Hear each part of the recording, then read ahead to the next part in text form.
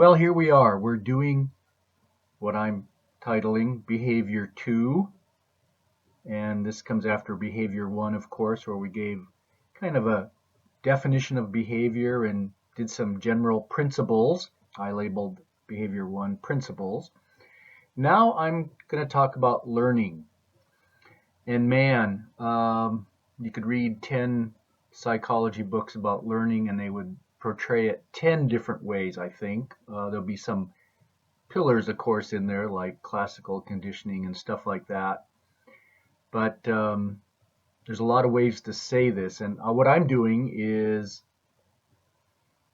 I'm going to talk about learning in animals.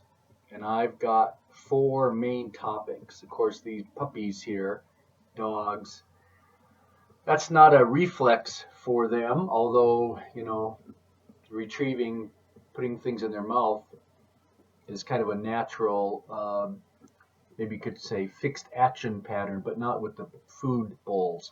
So they obviously had to be trained or learned. They learned how to do this. And of course, they probably had, we're going to find out, positive reinforcement. Where they do that, they get a nice consequence of food. So, without further ado, I'm going to show you the 4 types of learning I'm going to talk about. There's some like subtopics under these, but again, I'm not maybe doing everything because you'll look in some animal learning chapters and they'll talk about how play is important. There's also a thing called insight. I'm doing these 4. Let's go. Well, let me first talk about the early experience learning. What happens early in an animal's life. This applies to not only our pets, but other animals as well. Some is documented. Some of these experiences are better documented in other animals than are maybe pets. The one thing I want to talk about a little bit is imprinting. And this gentleman here was very famous for having maybe described it the best, Konrad Lorenz. Very famous for the geese following him around. I'll show you a couple of pictures here. But especially in birds, when they're very young, right out of, once they're hatched, they tend to associate with whatever is in their environment. Okay, so there he is. There's Conrad with geese following him. Ducks can imprint upon a dog. I've seen, all kinds of animals. And then they're basically buddies for life. It's a period when, right after hatching, and this is well documented in the bird world, at least. That's the best pictures there are. Okay. Maybe underneath this early experience learning is observational learning. And that's where really the offspring follow their mom around. A lot of times it's the mom. And learn by observing what she does. How she pecks at seeds, or for dogs, smelling around, maybe digging. Just learning by observation. Okay? And then this early experience is underneath this is also, this is all underneath early experience learning. Animals can be socialized to each other, to human exposure. It's very well known that, and it gets a little complicated with dogs, but there's this thing called kennellosis, where if a dog is raised in like a kennel in a fenced-in area and doesn't get very much experience with humans, they actually develop a fear of humans. Or if they aren't familiar with, let's say, cattle, they might have a fear of cattle. Let's say I'm talking about a dog now. Well, for this early experience learning, there are some hints to make everything a little bit better. And one thing is providing a complex environment. It might be called environmental enrichment, but it's especially, what I'm really talking about, especially when they're very young. For example, they've done studies, and there's studies behind all this, and I don't want to get into it because it gets way too long. But they've raised kittens in a very sparse environment, and then kittens in very colorful environments. And the ones that are raised in the colorful environment actually have better sight and are better adjusted later in life. It's really interesting. But a complex environment. You've seen these pictures of puppies. They have different levels in their backyard. They can get up on a little ramp. They get used to things. They're exploring. Some people would say they're learning by playing sometimes. Okay. Another thing about this early experience learning is sometimes early stress is beneficial. And again, in Behavior 1, I gave a shout out to Dr. Lucier, and I'm going to use an example that he did. He was a dog breeder also.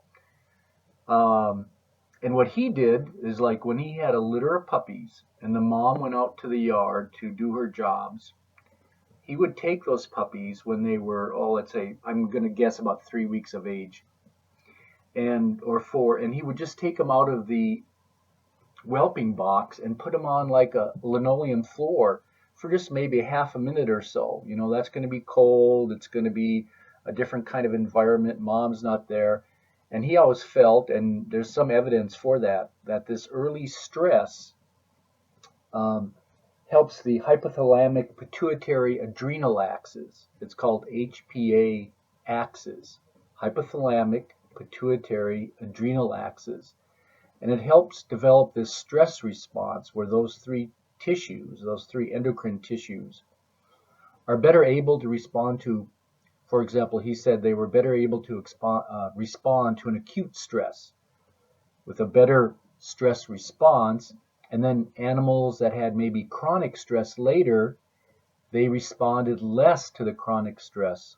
They were better able to handle stress overall. And that's one example I remember him giving. And he also thought that they basically had decreased emotionality, he called it, later in life. They weren't, so emotional because of this early stress that they were experienced. And then later, one of our behavior lessons, we'll talk about critical periods of development, and we'll use the dog as example, or puppies, because there are periods of time that they're more likely to develop something. Like, for example, there's a fear period.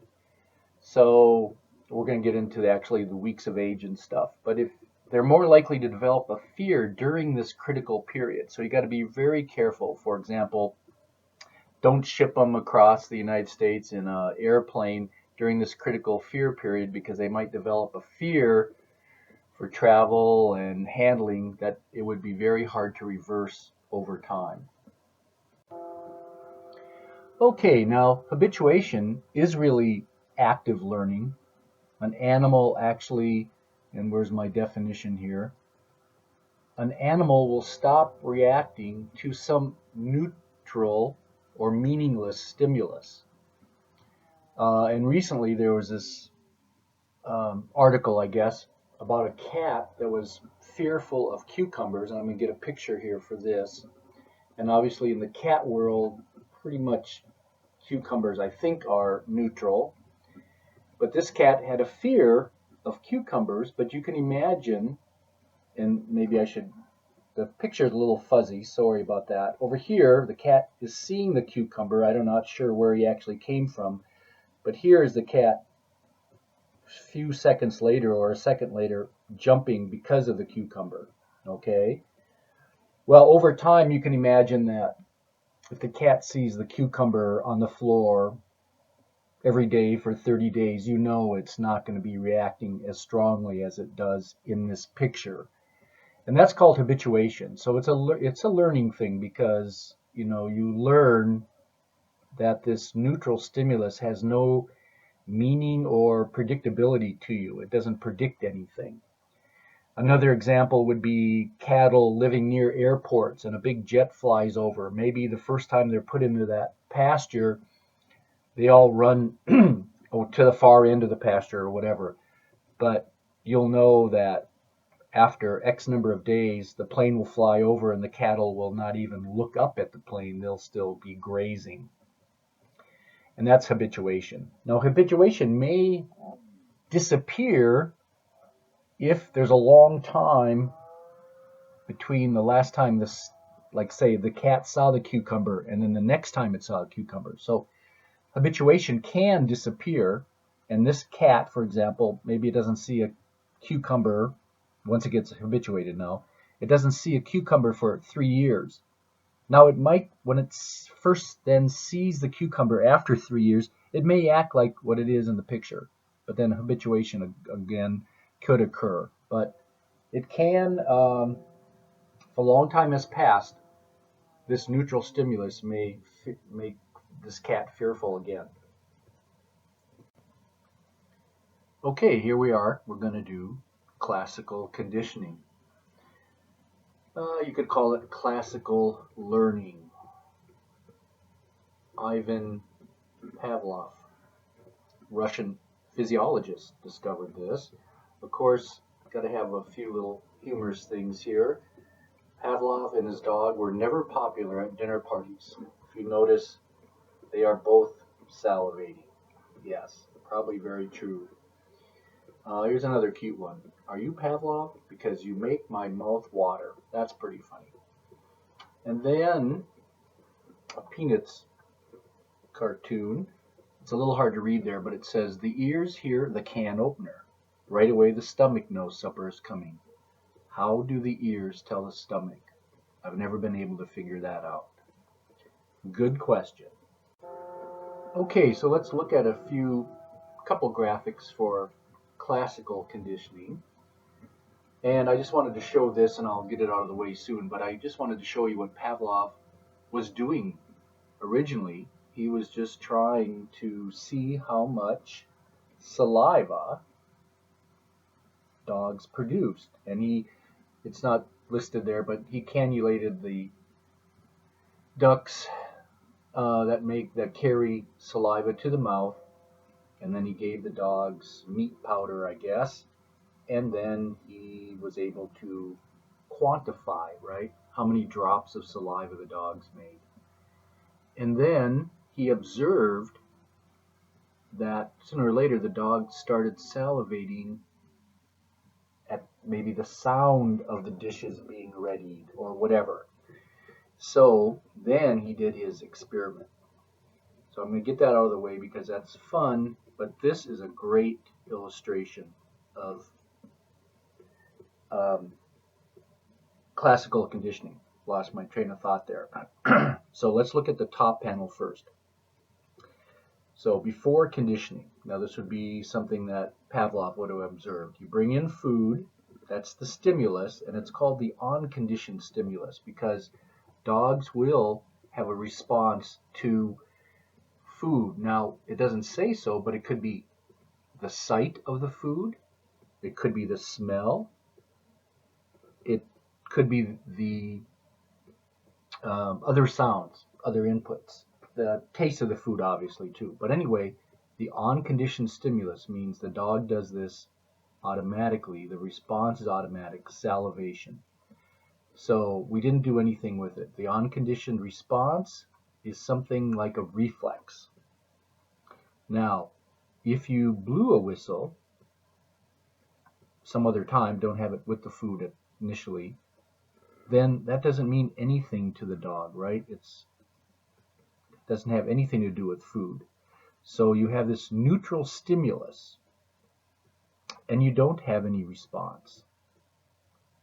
Okay, so now during conditioning, down here in panel 3, we have a coupling or an association of the good unconditioned stimulus with something neutral. Okay? So then, when we couple those together enough times, the response is salivation.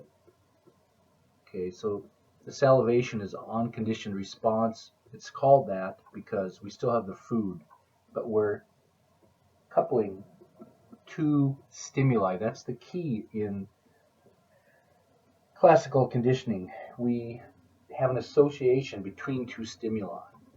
So then, at some point in time, we can blow the whistle, which now is called the conditioned stimulus, and the response is the conditioned response.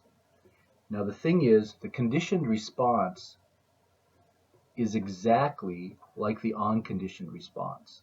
Okay, so that's the kicker here. You tie two stimuli together, one means something, the other one doesn't, then you can remove the food in this case and blow a whistle, and that means food is coming to the dog. So we've got learning, classical conditioning. That's a beautiful graphic to show there. One other point about this classical conditioning, Pavlov observed that it had happened. He didn't set out to make it happen. And so for all our pets, this can be happening. For example, when the doorbell rings, they can attach somebody at the door with that benign doorbell ring, and if it happens enough, they know somebody's at the door. Okay? So, very interesting. Okay, now we're doing operant conditioning. You could call it operant learning. It's also known as instrumental learning. And it's really where a stimulus has an association with a response. And then a lot of times there's a consequence to the response. And I've got a little cartoon to show you that. So I got B.F. Skinner's name over there. And he was the one that demonstrated this, did a lot of experiments with rats and pigeons. And this cartoon summarizes it nicely. The rat says the light goes on. That's the stimulus. The rat has learned that if it pulls the lever, here's the lever, then the food comes. And the food then is kind of like a consequence, a pleasant, positive consequence. So you might call that positive reinforcement, and we'll be talking about that shortly, positive reinforcement. But that's B.F. Skinner, did a lot with operant conditioning, very famous for that. Now here is a great table I found that summarizes side by side classical conditioning and operant conditioning. You can read the whole thing, pause it and read it, but you just should know like the major difference is down here I'm looking at, there's a paired association with like a neutral stimulus, that's what they're calling, and an unconditioned stimulus. Okay? And it's really involuntary. The animal, that's what this subject means, is passive. It's just going to happen. There's not like an active operation, let's put it that way. Now, the operant conditioning operates. The subject is active and operates on the environment, like the rat moving the lever or lever, however you want to pronounce that. Another thing is, down here is, there's a pairing of the stimuli versus over here, there's like a reinforcement that comes after the behavior, or you could also, there's a punishment too, and we'll be talking about that. But this is a beautiful table that you can pause and read. Now let's talk about the law of effect, which was described by Edward Thorndike. So I've got a little graphic I'm going to make right in front of your eyes here. So some animal exhibits a behavior, and if there's a pleasant consequence, I'm going to make a little arrow here, then the behavior is strengthened. Drawing some arrows there. Okay. So the rat pulls the lever. The pleasant experience, or the consequence, is food. It's more likely to do that again, right? But if the behavior results in an unpleasant consequence, like the floor gets shocked when you move the lever or lever, however you want to pronounce that word, then the behavior is weakened. That's Thorndike's law of effect. Okay, we've talked about positive reinforcement a little bit with the food and the rat. So I'm going to make a little graphic here in front of your eyes and show you how this works. We're going to talk about reinforcement and punishment. And basically it's a 2x2 cell, and I'm going to get my titles here and then put material in each cell. But let me tell you what's going on here. You can have positive reinforcement. We've all heard about that. We might know somebody that beats their dog. I hate to use that illustration, but people hitting their dogs, that's in here. That's positive punishment. Basically, positive means giving, doing. When you have negative, for example, negative reinforcement, negative means you're going to remove something. You're going to remove something that the dog might not like. And here, negative punishment, you're going to remove something that the animal likes. So let's do this. These things may not fit into my squares, but it'll be okay. Okay, positive reinforcement. The dog does something. The rat does something. Then you give it a treat, something. And a treat, something pleasant, doesn't even have to be any food. Maybe the dog just loves being petted. Then that's good. Okay, right? That's a positive reinforcement. The dog does something, in my example, cats and horses and other animals as well. You give it something it likes, something that you know it likes. Attention, whatever. Could be attention. Positive punishment, well, I hate to put that in that square. Inflict pain. I mean,